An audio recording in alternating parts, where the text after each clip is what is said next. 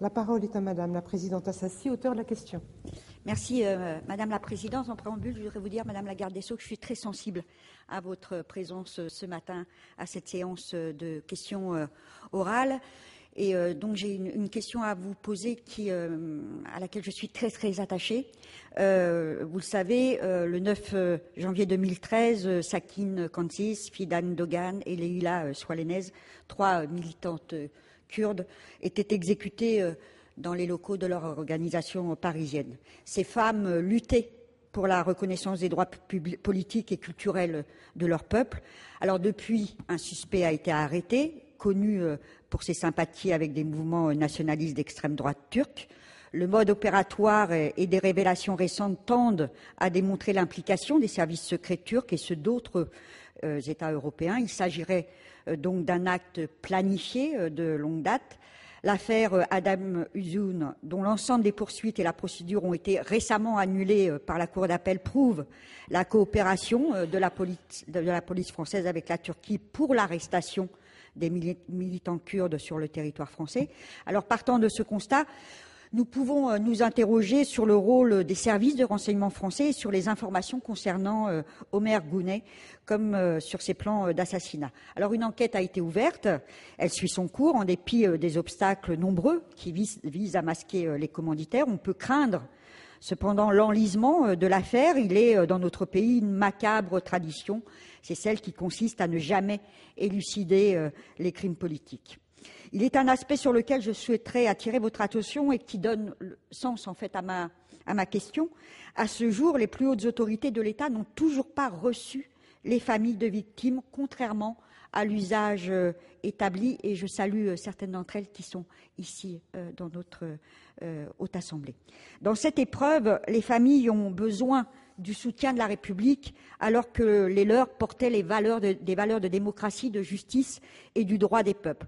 Les autorités de la République, en les recevant, exprimeraient leur compassion et prendraient en considération leur souffrance. L'indifférence accroît l'immense préjudice que ces familles vivent. Elles reconnaîtraient ainsi leur statut de victime. L'œuvre de justice n'est pas une simple procédure de répression ou de sanction. Elle doit permettre aux victimes d'être informées, d'occuper la place qui leur revient, mais aussi être à la hauteur de la gravité de l'événement est une manière de dire que la République ne laissera pas faire. Ne pas les recevoir introduit un doute sur la détermination des autorités.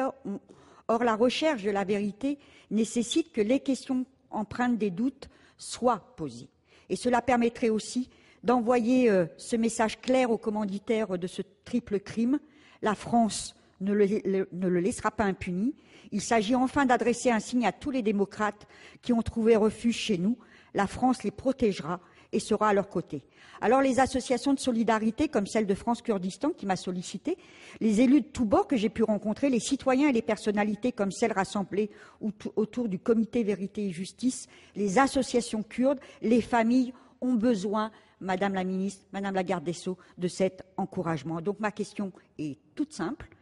Quand les plus hautes autorités de l'État recevront-elles ces familles? Je vous remercie. Je vous remercie, Madame la Présidente Assassi. La parole est à Madame Christiane Taubira, Garde des Sceaux, ministre de la Justice. Merci, Madame la Présidente. Merci, Madame la Présidente Eliane Assassi, Madame la Sénatrice, pour cette question qui me permettra d'abord de donner quelques éléments d'appréciation, mais surtout d'exprimer ma compassion à l'égard des familles qui ont été frappées par ce crime odieux qui ne peut pas rester impuni.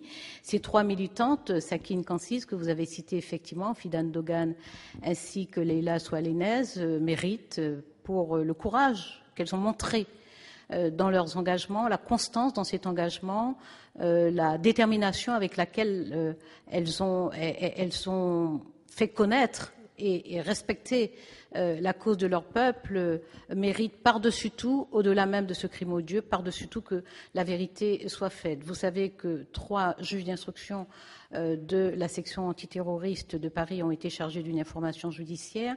Ils disposent bien entendu de tous les moyens d'investigation qui sont prévus par le Code de procédure pénale, y compris d'ailleurs les outils de coopération judiciaire, dont les commissions rogatoires internationales, parce que c'est une affaire qui nécessite effectivement une coopération efficace. Une personne a été arrêtée, vous l'avez dit vous-même, elle a été placée en détention provisoire. Des chefs d'assassinat au pluriel en relation avec une entreprise terroriste et d'association de malfaiteurs en lien avec une entreprise terroriste. Évidemment, cette personne demeure présumée innocente tant que le jugement n'a pas eu lieu, mais les investigations nécessaires sont conduites ainsi que les actes de procédure qui sont estimés utiles par les juges d'instruction pour la manifestation de la vérité. Les familles se sont constituées partie civile, par conséquent, elles ont accès à l'entier dossier et elles sont régulièrement informées, en tout cas, elles doivent l'être, régulièrement informées de l'avancée de ces investigations.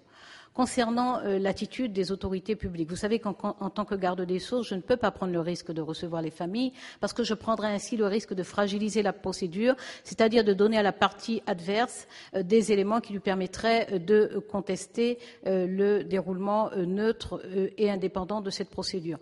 C'est un risque que je ne veux pas courir, mais grâce à votre question, j'ai l'opportunité d'adresser aux familles la compassion et l'attention des autorités publiques. En ma qualité de garde des Sceaux, je continuerai à veiller à ce que les juges d'instruction disposent des moyens d'agir, c'est-à-dire des effectifs nécessaires, notamment en enquêteurs, des moyens d'information et d'accompagnement de la part de notre bureau d'enquête pénale internationale. Donc je m'assurerai qu'aucun élément matériel ou logistique ne vient fragiliser l'avancée de cette enquête. Et bien entendu, merci de me donner l'occasion de dire au nom de tout le gouvernement notre attention, notre respect, notre compassion bien entendu, mais surtout notre détermination à ce que la vérité soit faite. Je vous remercie, Madame la Ministre. Madame la Présidente Assassi, souhaitez-vous réagir? Oui, merci Madame la Présidente, merci Madame la Garde des Sceaux pour cette réponse. Merci aussi pour vos mots de compassion à l'égard des familles, mais aussi la reconnaissance des combats qui ont été menés par ces femmes qui ont été lâchement assassinées. Je comprends bien les raisons pour lesquelles vous ne pouvez pas, vous l'avez bien explicité, recevoir ces familles. Mais je le comprends bien de votre point de vue, mais vous voyez, il y a malheureusement des faits douloureux qui se passent dans notre pays et les familles des personnes concernées sont reçues, entendues par le gouvernement. Il me semble qu'en la matière, même si les raisons, je le répète, que vous évoquez sont tout à fait justes et entendables. Il me semble toutefois que malgré que les procédures se poursuivent, il serait encourageant pour les familles, à l'instar d'autres, qu'elles soient reçues peut-être par Monsieur le ministre de l'Intérieur, si vous ne le pouvez pas pour les raisons que l'on comprend bien évidemment.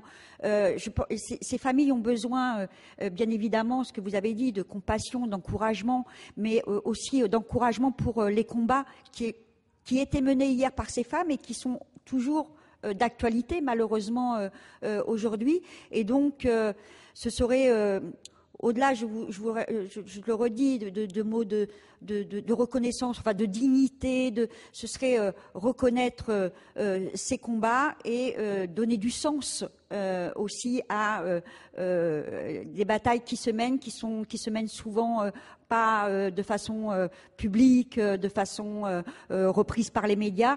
Voilà, sincèrement, qu'il y ait une adresse à l'égard à l'intention plus exactement de Monsieur le ministre de l'Intérieur pour recevoir ces familles serait un acte pour moi de la plus haute importance. Mais pour moi, ce n'est pas grave, ce sont surtout pour les familles. Merci, Madame Assassi.